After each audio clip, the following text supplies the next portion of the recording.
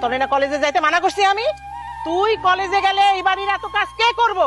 আব্বা কিছু কইতেছেন না কিসের জন্যে? মারারে ছাইরা দে, কলেজ থেকে আইছে, একটু পরে না হয় কাজ করবো।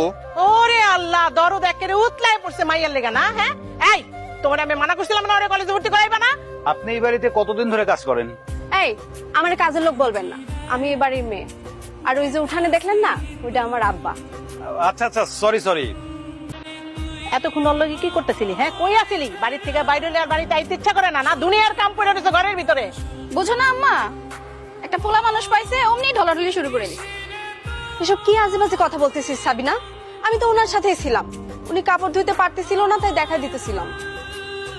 কাপড় ধুয়ে দেখা দিতেছিলাম না? হ্যাঁ, এত বেশি বুঝো কেন তুমি? হ্যাঁ, আপনারা ওর সাথে এই ব্যবহার করছেন কেন?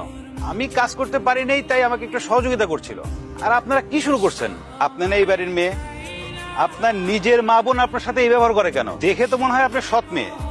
আপনি ঠিকই ধরছেন, আমি এই বাড়ির সৎ মেয়ে। কাজের পোলাটা কি আছে না গেছে গা?